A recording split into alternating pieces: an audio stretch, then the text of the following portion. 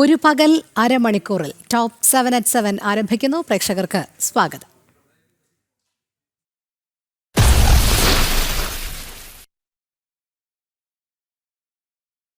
പാലക്കാട് രാഹുൽ മാങ്കൂട്ടത്തിൽ MLA-ക്കെതിരെ വീണ്ടും പ്രതിഷേധം.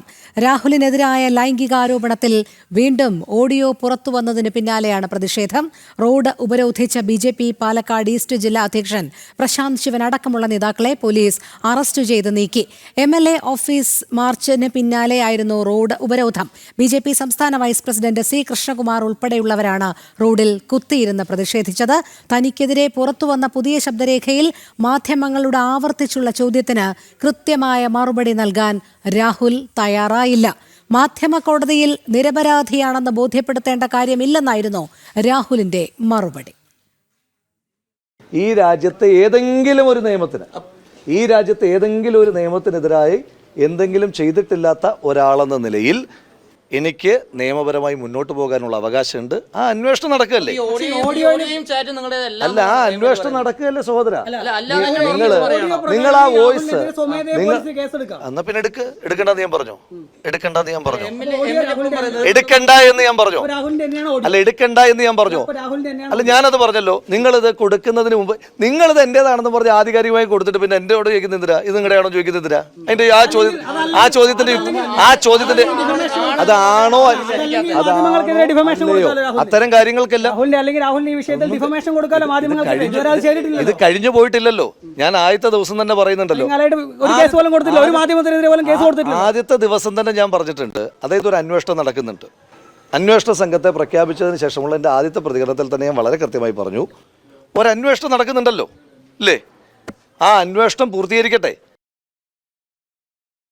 അരുൺ ആലത്തൂർ ചേരുന്നു കൂടുതൽ വിവരങ്ങളുമായി. അരുൺ, ജനം TVയുടെ ചോദ്യങ്ങൾക്ക് മുന്നിൽ ഉത്തരം മുട്ടുന്ന രാഹുൽ മാങ്കൂട്ടത്തിലിനെ തന്നെയാണോ കാണാൻ കഴിഞ്ഞത്? വീണ്ടും ഒരു ഓഡിയോ സന്ദേശവും അതുപോലെ തന്നെ വാട്സപ്പ് ചാറ്റും ഒക്കെ പുറത്തു വന്നിരിക്കുന്ന പശ്ചാത്തലത്തിൽ അത് രാഹുലിന്റേതല്ലേ എന്ന് ആവർത്തിച്ച് ചോദിക്കുമ്പോഴും കൃത്യമായ ഉത്തരം രാഹുൽ പറയുന്നില്ല. മാധ്യമങ്ങളെ ഉൾപ്പെടെ പഴിക്കുകയാണ്. എന്നാൽ മാധ്യമങ്ങളെ അങ്ങനെ പഴിക്കുന്ന രാഹുൽ എങ്കിൽ മാധ്യമങ്ങൾക്കെതിരെ എന്തുകൊണ്ട് ഡിഫമേഷൻ നൽകിയില്ല, കേസ് നൽകിയില്ല എന്ന് ചോദിക്കുമ്പോൾ അതിനും കൃത്യമായ ഉത്തരം പറയാൻ രാഹുലിന് സാധിക്കുന്നില്ല എന്നുള്ളതാണ്. മാത്രമല്ല, പോലീസ്, അതായത് ഈ ഇപ്പോൾ പുറത്തു വന്നിരിക്കുന്ന ഓഡിയോ പ്രകാരം ഇത് പോലീസിന് സ്വമേധയാ കേസെടുക്കാവുന്ന കാര്യമാണ്. അതുകൊണ്ട് തന്നെ അത്തരം കാര്യങ്ങളെ കുറിച്ച് നമ്മൾ ചോദിക്കുമ്പോൾ എങ്കിൽ പോലീസ് കേസെടുത്തോട്ടെ എന്ന തരത്തിലാണ് രാഹുൽ ഈ വിഷയത്തിൽ പ്രതികരിക്കുന്നതായിട്ട് നമുക്ക് കാണാൻ സാധിക്കുന്നത്. ഏതായാലും വലിയ രീതിയിൽ ഈ ഒരു ഓഡിയോയും അതുപോലെ തന്നെ വാട്സപ്പ് ചാറ്റും ഒക്കെ പുറത്തു വന്നതോടെ കോൺഗ്രസ് വലിയ പ്രതിരോധത്തിലായി മാറിയിരിക്കുന്നു എന്നുള്ളത് തന്നെയാണ്. രാഹുൽ മാങ്കൂട്ടത്തിൽ പാലക്കാട്ടേക്ക് തിരിച്ചു വന്നതിന് ശേഷം കോൺഗ്രസിന്റെ പരിപാടികളിൽ, കോൺഗ്രസിൽ നിന്ന് പുറത്താക്കിയെന്ന് പറയുമ്പോഴും കോൺഗ്രസിന്റെ പരിപാടികളിൽ പങ്കെടുക്കുകയും അതുപോലെ തന്നെ യോഗങ്ങളിൽ പങ്കെടുക്കുകയും സ്ഥാനാർത്ഥി നിർണയ ചർച്ചകളിൽ പങ്കെടുക്കുകയും ഒപ്പം സ്ഥാനാർത്ഥികൾക്ക്, UDF സ്ഥാനാർത്ഥികൾക്ക് വേണ്ടി പാലക്കാട് നഗരസഭയിൽ ഉൾപ്പെടെ വോട്ട് തേടുന്ന ഒരു സ്ഥിതിയൊക്കെ ഉണ്ട്. അതിനപ്പുറം രാഹുലിന്റെ നവമാധ്യമ അക്കൗണ്ടിലൂടെ നിരന്തരം ഇത്തരം വീഡിയോകളും മറ്റുമൊക്കെ പങ്കുവച്ച് മുഖം മിനുക്കാനുള്ള നടപടികളുമായി മുന്നോട്ട് പോകുന്നതിനിടെയാണ് വീണ്ടും ഒരു ഓഡിയോ സന്ദേശവും വാട്സപ്പ് ചാറ്റും ഒക്കെ പുറത്തു വന്നിരിക്കുന്നത്. ഏതായാലും ഇതിൽ എന്ത് കാര്യമാണ് പൊതുജനങ്ങൾക്ക്, സ്വാഭാവികമായിട്ടും നവമാധ്യമങ്ങളിൽ ഉൾപ്പെടെ കോൺഗ്രസിന്റെ കോൺഗ്രസിന്റെ ആളുകൾ പ്രധാനമായിട്ടും ഇത് ജനങ്ങളോടുള്ള ജനകീയ വിഷയമല്ലല്ലോ, അല്ലെങ്കിൽ ഇതിൽ എന്താണ് മാധ്യമങ്ങൾക്കോ അല്ലെങ്കിൽ രാഷ്ട്രീയ പാർട്ടികൾക്കൊക്കെ ഇതിൽ എന്താണ് കാര്യം, ഒരു വ്യക്തിയുടെ വിഷയമല്ലേ എന്നൊക്കെ തരത്തിൽ ഇതിനെ നിസ്സാരവൽക്കരിക്കുന്നുണ്ട്. പക്ഷെ ഇവിടെ ഒരു വിഷയം എന്നുള്ളത് കൃത്യമായിട്ട് രാഹുൽ മാങ്കൂട്ടത്തിൽ എന്ന വ്യക്തി ഒരു MLA ആണ്. ആ MLA പാലക്കാട്ടെ ഓരോ വീടുകളിലും കയറി ഇറങ്ങിയാണ് ഇപ്പോൾ വോട്ടഭ്യർത്ഥന നടത്തിക്കൊണ്ടിരിക്കുന്നത് എന്നുള്ളതാണ്. മാത്രമല്ല, ഇത്തരത്തിൽ നിരവധി പെൺകുട്ടികളുടെ ഓഡിയോ സന്ദേശങ്ങളും മറ്റുമൊക്കെ പുറത്തു വരുന്ന പശ്ചാത്തലത്തിൽ ആ വ്യക്തി അത് MLA എന്നുള്ള പോസ്റ്റ് കൂടെയുള്ള പശ്ചാത്തലത്തിൽ പൊതുജനങ്ങളുടെ വീടുകളിലും മറ്റും കയറി ഇറങ്ങുമ്പോൾ അതെങ്ങനെയാണ് അനുവദിക്കാനാവുക എന്നുള്ളത് മറുചോദ്യം BJP ഉൾപ്പെടെ വിഷയത്തിൽ ചോദിക്കുന്നു എന്നുള്ളതാണ്. അതുകൊണ്ട് തന്നെ രാഹുൽ മാങ്കൂട്ടത്തിലിന്റെ ആ സ്വഭാവ വൈകൃതങ്ങൾ അത് ഓരോന്നായി ഇങ്ങനെ പുറത്തു വന്നുകൊണ്ടേയിരിക്കുന്നു. ഒരു പെൺകുട്ടിയോട് ഗർഭധാരണത്തിന് നിർബന്ധിക്കുന്നു, അതിനുശേഷം ആ ഗർഭധാരണത്തിന് നിർബന്ധിച്ചതിന് ശേഷം പിന്നീട് ഗർഭചിത്രത്തിന് നിർബന്ധിക്കുന്നു. അതുമായി ബന്ധപ്പെട്ടുള്ള ഓഡിയോ സന്ദേശങ്ങൾ ഉൾപ്പെടെ ചാറ്റുകൾ ഉൾപ്പെടെ പുറത്തു വരുമ്പോൾ ഇത് രാഹുലിന്റേത് തന്നെയാണോ എന്ന് ചോദിക്കുമ്പോൾ അതിന് കൃത്യമായ ഉത്തരം പറയാതെ ഒഴിഞ്ഞു മാറുന്ന ഒരു സമീപനം രാഹുൽ സ്വീകരിക്കുന്നു എന്നുള്ളതാണ്. ഏതായാലും ഈ വിഷയത്തിൽ കൂടുതൽ ശക്തമായ സമര പ്രതിഷേധങ്ങളും മറ്റുമായി മുന്നോട്ട് പോകുമെന്നുള്ളതാണ് BJP പറയുന്നത്. ഇന്നിപ്പോൾ ഓഡിയോ പുറത്തു വന്നതിന് പിന്നാലെ BJP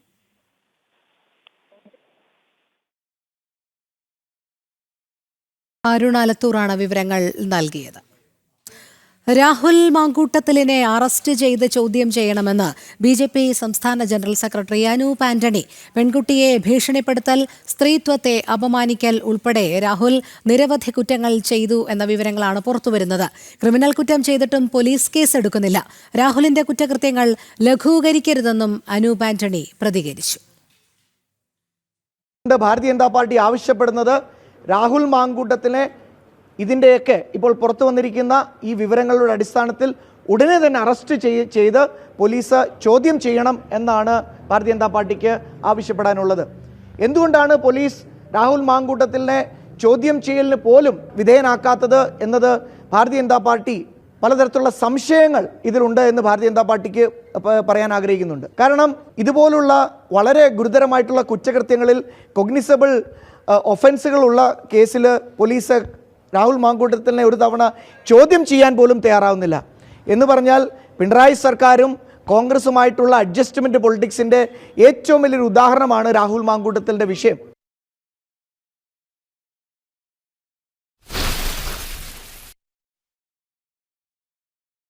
ശബരിമലയിൽ വൻ ഭക്തജനത്തിരക്ക്. നാളെയും സ്പോട്ട് ബുക്കിംഗ് അനുവദിക്കുക 5000 ഭക്തർക്ക് മാത്രം. 70,000 ഭക്തരാണ് നാളെ വെർച്വൽ ക്യൂ വഴി ബുക്ക് ചെയ്തിരിക്കുന്നത്. ഇന്ന് ഇതുവരെ 90,000 ഭക്തർ ദർശനത്തിനായി എത്തി. കൂടുതൽ വിവരങ്ങളുമായി അരുൺ കൊടുങ്ങൂർ ചേരുന്നു. അരുൺ, സന്നിധാനത്ത് വലിയ തിരക്ക് തന്നെയാണോ അനുഭവപ്പെടുന്നത്?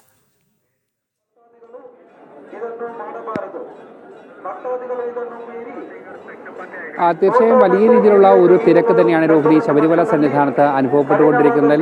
തിരക്ക് നിയന്ത്രണ വിധേയമാണ്. അതോടൊപ്പം തന്നെ ഇടയ്ക്ക് മഴ പെയ്യുന്ന ഒരു സാഹചര്യമുണ്ട്. ഇതിൻ്റെയൊക്കെ പശ്ചാത്തലത്തിലാണ് ഇന്നത്തെ സ്പോട്ട് ബുക്കിംഗ് പൂർണ്ണമായും നിർത്തിവെക്കാനായി ഇപ്പോൾ ദേവസ്വവും പോലീസും ഒക്കെ തന്നെ തീരുമാനിച്ചിരിക്കുന്നത്. കാരണം 17,000-ലധികം ഭക്തരാണ് ഇന്ന് സ്പോട്ട് ബുക്കിംഗ് വഴി മാത്രം സന്നിധാനത്തേക്ക് എത്തിയത്. ആകെ 90,000-ഓളം ഭക്തർ ഇപ്പോൾ സന്നിധാനത്തേക്ക് ദർശനത്തിനായി എത്തി എന്നാണ് ഔദ്യോഗികമായി ലഭിക്കുന്ന കണക്ക്. ഈ ഒരു പശ്ചാത്തലത്തിൽ ഇനിയും സ്പോട്ട് ബുക്കിംഗ് അനുവദിച്ചാൽ അത് വലിയ രീതിയിലുള്ള ബുദ്ധിമുട്ടുണ്ടാകും, പ്രയാസങ്ങളുണ്ടാകും. അതുകൊണ്ട് തന്നെ ഇന്നത്തേക്ക്, അതായത് ഇന്ന് രാത്രി 12 മണി വരെയുള്ള സ്പോട്ട് ബുക്കിംഗ് പൂർണ്ണമായും നിർത്തിവെക്ക് നാളെയും കർശനമായ ഒരു നിയന്ത്രണത്തിലേക്ക് പോകാനുള്ള ഒരു സാധ്യതയാണ് നിലവിൽ ഉള്ളത്. അതിൻ്റെ പശ്ചാത്തലത്തിൽ തന്നെ നാളെ 5000 എന്നുള്ളതാണ് സ്പോട്ട് ബുക്കിംഗ് നിജപ്പെടുത്തിയിരിക്കുന്നത്. 5000 പേർക്ക് മാത്രമാണ് ഈ സ്പോട്ട് ബുക്കിംഗ് വഴി സന്നിധാനത്തേക്ക് എത്താൻ കഴിയുക. അതിനുള്ള ഒരു ക്രമീകരണങ്ങളിലേക്കാണ് നിലവിൽ പോകുന്നത്. എന്തായാലും പ്രതീക്ഷിച്ചതിനപ്പുറത്തേക്ക് ഒരു തിരക്ക് ശബരിമല സന്നിധാനത്ത് എത്തുകയാണ്. കാരണം ഇന്നലെ വലിയ രീതിയിലുള്ള ഒരു തിരക്ക് പ്രതീക്ഷിച്ചിരുന്നു. പക്ഷേ യാതൊരു തരത്തിലുള്ള തിരക്കുമില്ലായിരുന്നു. വലിയ നടപ്പന്തലടക്കം കാലിയായി നിൽക്കുന്ന ഒരു സാഹചര്യമായിരുന്നു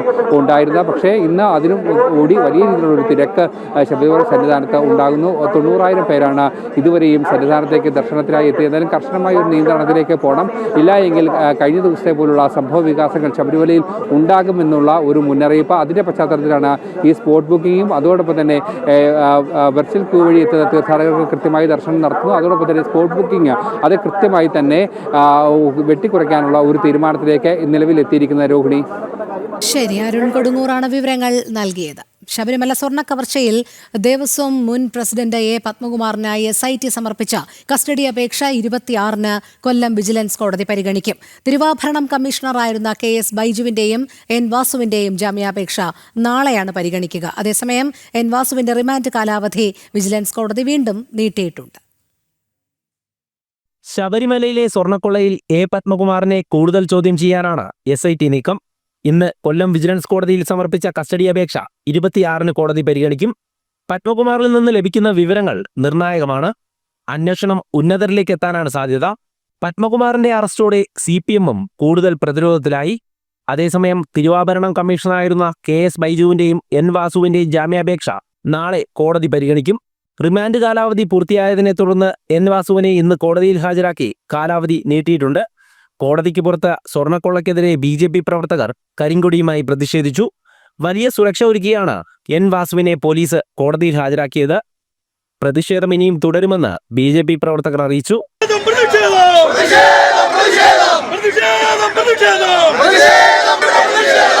കേസിൽ നേരത്തെ അറസ്റ്റിലായ ശബരിമല അഡ്മിനിസ്ട്രേറ്റീവ് ഓഫീസറായിരുന്ന മുരാരി ബാബുവിന്റെ ജാമ്യാപേക്ഷയിൽ വാദം പൂർത്തിയായിരുന്നു. 26 തന്നെയാണ് ജാമ്യാപേക്ഷയിലും വിജിലൻസ് കോടതി വിധി പറയുക. ഇതുവരെ 6 പേരാണ് ശബരിമല സ്വർണ്ണക്കൊള്ളയിൽ അറസ്റ്റിലായിട്ടുള്ളത്. വരും ദിവസങ്ങളിൽ മറ്റ് അറസ്റ്റുകൾ ഉണ്ടാകുമെന്നാണ് സൂചന. ജനം, കൊല്ലം. ഭാരതത്തിന്റെ സഹകരണം ബലഹീനതയായി തെറ്റിദ്ധരിച്ചവർക്ക് ഉചിതമായ മറുപടിയാണ് ഓപ്പറേഷൻ സിന്ദൂറിലൂടെ നൽകിയതെന്ന് പ്രതിരോധ മന്ത്രി രാജ്നാഥ് സിംഗ്. വിനോദസഞ്ചാരത്തിനെത്തിയ നിരപരാധികളെ മതത്തിന്റെ പേരിൽ കൊന്നൊടുക്കിയപ്പോൾ ഭാരതം മറുപടി നൽകി. ഭാരതം ഒരിക്കലും ഈ യുദ്ധം ആഗ്രഹിക്കുന്നില്ല. എന്നാൽ നിർബന്ധമായി അതിലേക്ക് വലിച്ചിഴച്ചാൽ ഓടിയൊളിക്കില്ലെന്നും ശത്രുക്കൾക്ക് ഉചിതമായ മറുപടി നൽകുമെന്നും അദ്ദേഹം പറഞ്ഞു. കുരുക്ഷേത്രയിൽ 10ാമത് അന്താരാഷ്ട്ര ഗീതാ കോൺഫറൻസിലായിരുന്നു പ്രതിരോധ മന്ത്രിയുടെ വാക്കുകൾ. ഭഗവാൻ കൃഷ്ണന്റെ ഉപദേശമാണ് ഓപ്പറേഷൻ സിന്ദൂറിൽ ഭാരതം പിന്തുടർന്നതെന്നും രാജ്നാഥ് സിംഗ് കൂട്ടിച്ചേർത്തു. साथियों, पहलगाम का वह विभत्स क्षण आज भी राष्ट्रीय स्मृति को विचलित करता है, जब हमारे पहलगाम के वहां पर पर्यटन के लिए गए निर्दोष यात्रियों को धर्म पूछकर मारा गया था. कितना क्रूर और अमानवीय संदेश उन आतंकवादियों ने दिया था. वह घटना मैं मानता हूं कि भारत की शांति प्रियता को ही चुनौती नहीं थी दे रही थी. आतंकवादी और उनके सरपरस्त यह मान बैठे थे कि भारत की शालीनता उसकी कमजोरी है, लेकिन वे भूल गए कि भारत गीता का देश है, जहां करुणा भी है और युद्ध भूमि में धर्म की रक्षा की प्रेरणा भी है.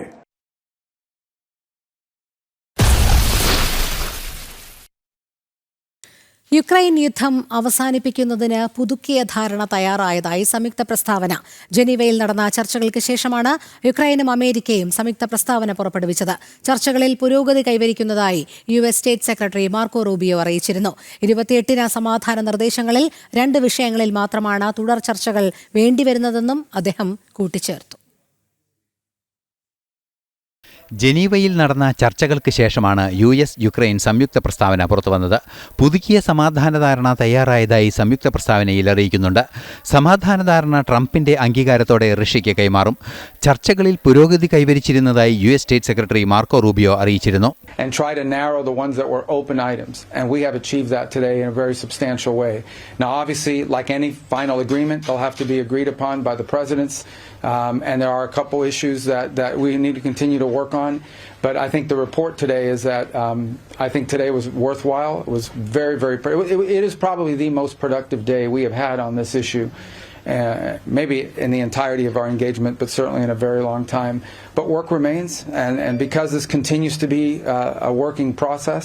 ഈ മാസം 27-നുള്ളിൽ സമാധാന നിർദ്ദേശങ്ങൾ അംഗീകരിക്കണമെന്ന് യുക്രൈന് ട്രംപ് നിർദ്ദേശം നൽകിയിരുന്നു. സമാധാന ധാരണ സംബന്ധിച്ച യൂറോപ്യൻ രാജ്യങ്ങളും ചില ആശങ്കകളും പങ്കുവച്ചിരുന്നു. ഇന്റർനാഷണൽ ഡെസ്ക്, ജനം.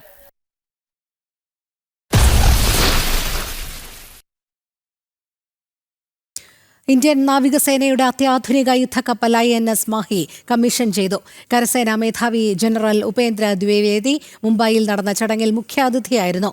കൊച്ചി കപ്പൽശാലയിൽ നിർമ്മിക്കുന്ന 8 അന്തർവാഹിനി പ്രതിരോധ കപ്പലുകളിൽ ഒന്നാമതാണ് INS മാഹി.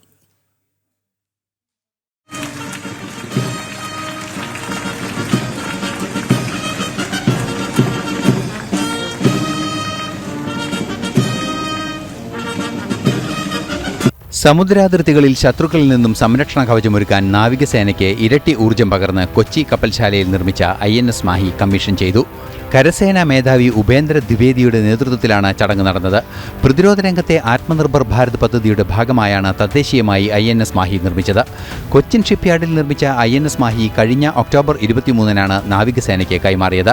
താരതമ്യേന ആഴം കുറഞ്ഞ തീരമേഖലകളിൽ മുങ്ങിക്കപ്പലുകളുടെ സാന്നിധ്യം കണ്ടെത്തി പ്രതിരോധിക്കാനുള്ള മികച്ച സംവിധാനങ്ങൾ ഒരുക്കിയതാണ് INS മാഹി.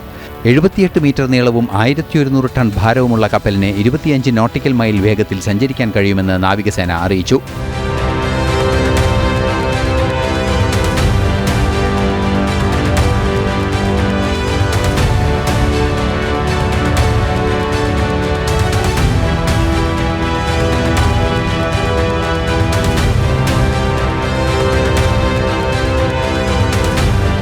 നാവികസേനയ്ക്ക് മാത്രമല്ല ഭാരതത്തിനാകെ അഭിമാനമാണ് INS മാഹി എന്ന് കരസേനാ മേധാവി ഉപേന്ദ്ര ദ്വിവേദി പറഞ്ഞു. As INS Mahi hoists the ensign today, she carries with her not just the hopes of the Navy, but the collective faith of a nation that stands united behind her.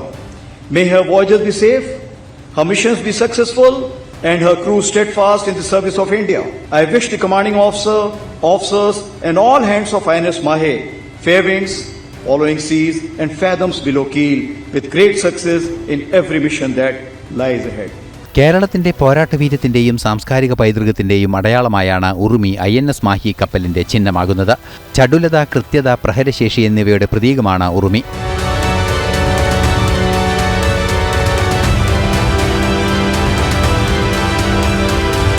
കപ്പലിന്റെ 80% ഭാഗങ്ങളും ഭാരതത്തിൽ തന്നെയാണ് നിർമ്മിച്ചിരിക്കുന്നത്. തീരമേഖലകളിൽ patrolling കാര്യക്ഷമമാക്കുന്നതിനും സമുദ്ര പ്രതിരോധ മേഖലകളിൽ മികച്ച സാന്നിധ്യമാകുന്നതിന് പ്രാപ്തമാണ് INS Mahe.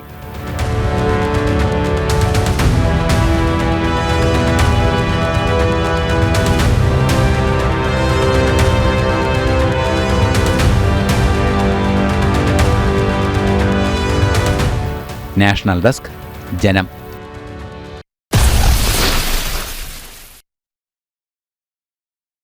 Thiruvananthapuram ബാലരാമപുരത്ത് Mahadeva ക്ഷേത്രം താഴിട്ട് പൂട്ടിയ സംഭവത്തിൽ നെയ്യാറ്റിൻകര നഗരസഭയ്ക്കെതിരെ പ്രതിഷേധം ശക്തമാകുന്നു. നഗരസഭാ സെക്രട്ടറിയുടെ നടപടി ഹൈന്ദവ ആചാര അനുഷ്ഠാനങ്ങളോടുള്ള വെല്ലുവിളിയാണ്. പ്രതിഷേധം ശക്തമാക്കാനാണ് ഹൈന്ദവ സംഘടനകളുടെ തീരുമാനം. നാളെ നെയ്യാറ്റിൻകര നഗരസഭയ്ക്ക് മുന്നിൽ മാർച്ചും ധർണയും നടത്തും. ബാലരാമപുരത്ത് ശിവപുരം മഹാദേവ ക്ഷേത്രം നഗരസഭാ സെക്രട്ടറി താഴിട്ട് പൂട്ടിയ നടപടിയിൽ ശക്തമായി പ്രതിഷേധിക്കാൻ ഒരുങ്ങുകയാണ് ഹൈന്ദവ സംഘടനകൾ. ക്ഷേത്രം നിലനിൽക്കുന്നത് നഗരസഭാ ഭൂമിയിലാണെന്നുള്ള SDPയുടെ പരാതിയുടെ പേരിൽ ഹൈന്ദവ ആരാധനാലയത്തോട് കാണിച്ച അതിക്രമത്തിന് ഒത്താശ ചെയ്യുന്ന നഗരസഭയുടെ സമീപനത്തിനെതിരെയാണ് ഹൈന്ദവ സംഘടനകളുടെ പ്രതിഷേധം. ക്ഷേത്ര ആചാരങ്ങളെ വെല്ലുവിളിച്ചുകൊണ്ട് നഗരസഭാ സെക്രട്ടറി സ്വീകരിച്ച നടപടി അംഗീകരിക്കാനാകില്ലെന്ന നിലപാടിലാണ് ഹൈന്ദവ സംഘടനകൾ. നാളെ നിരവധി വിശ്വാസികളെ അണിനിരത്തിക്കൊണ്ട് പ്രതിഷേധിക്കാനാണ് ഹൈന്ദവ സംഘടനകളുടെ തീരുമാനം. ഹൈന്ദവ ആചാരത്തോടും സമൂഹത്തോടും കാണിക്കുന്ന നെയ്യാറ്റിൻകര നഗരസഭയുടെ നടപടിക്കെതിരെ ആഞ്ഞടിക്കാനാണ് നിലപാട്. 100 വർഷത്തിലേറെ പഴക്കമുള്ള ശിവപുരം മഹാദേവ ക്ഷേത്രം ജീർണോദ്ധാരണത്തിന്റെ ഭാഗമായി കനാലിന്റെ മറുകരയിൽ പുനഃപ്രതിഷ്ഠ നടത്തിയിട്ടുണ്ട്. സ്വാതന്ത്ര്യ സമര സേനാനിയായ രാമനാഥൻ നായർ നൽകിയ ഭൂമിയിലാണ് പുനഃപ്രതിഷ്ഠ നടന്നത്. ഈ ഭൂമിയാണ് നഗരസഭയുടേതെന്ന് ആരോപിച്ച് നോട്ടീസ് നൽകിയിരിക്കുന്നത്. ജനം, തിരുവനന്തപുരം.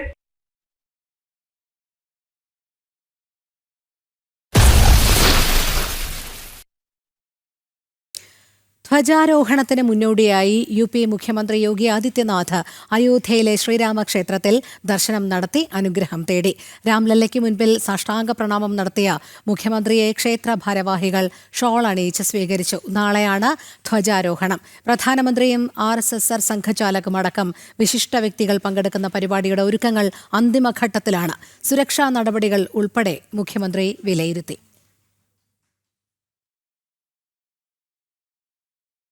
ധ്വജാരോഹണ മഹോത്സവത്തിനൊരുങ്ങി അയോധ്യ ക്ഷേത്ര നഗരി. നാളെ ശ്രീരാമക്ഷേത്രത്തിന്റെ ധ്വജാരോഹണം പ്രധാനമന്ത്രി നരേന്ദ്രമോദി നിർവഹിക്കും. RSS സംഘചാലക് ഡോക്ടർ മോഹൻ ഭാഗവത്, UP മുഖ്യമന്ത്രി യോഗി ആദിത്യനാഥ് തുടങ്ങിയവർ പങ്കെടുക്കും.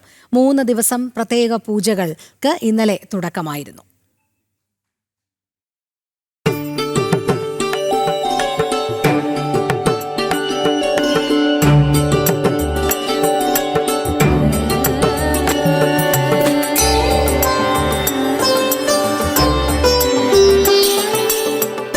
വീണ്ടും ഒരു മഹോത്സവത്തിനായി അണിഞ്ഞൊരുങ്ങുകയാണ് സരയൂ നദിക്കരയിലെ ശ്രീരാമ ജന്മഭൂമി. രാമക്ഷേത്രത്തിന്റെ മുഴുവൻ നിർമ്മാണ പ്രവർത്തനങ്ങളും പൂർത്തീകരിച്ചതിന്റെ വിളംബരമായി ക്ഷേത്രത്തിന്റെ പ്രധാന ഗോപുരത്തിനു മുകളിൽ കാവ്യ നിറത്തിൽ സൂര്യഭഗവാനും ഓമും അടയാളപ്പെടുത്തിയ ധ്വജം ഉയർത്തും. നാളെ 11:58 മുതൽ 1 മണിവരെയുള്ള ശുഭമുഹൂർത്തത്തിൽ പ്രധാനമന്ത്രി നരേന്ദ്രമോദിയാണ് ധ്വജം ഉയർത്തുന്നത്.